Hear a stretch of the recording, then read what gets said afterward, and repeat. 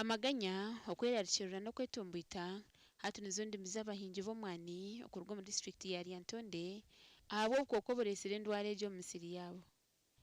Okurugirira abahingi aba obukooko burikubeerarikiriza nibushagatira emiti y'omwani eretandika kuhinduka erangi amababi reero ekiti kyoma.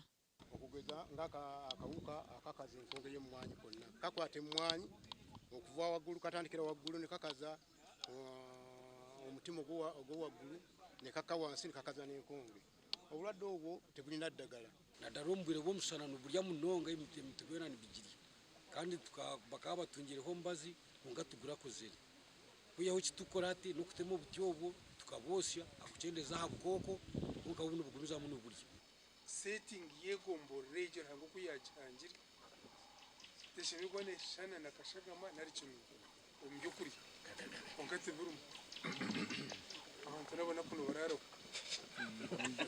Ahabwo eshongezi tushirireho omu byaro bitari bimwe na bimwe nk'akariro kyakuterekera mpumude na kabatema ekishangira abakugwa mu by'okuhinga barikuhabura aha nshingira y'oburwire obu barinzire emibazi etakarebukire.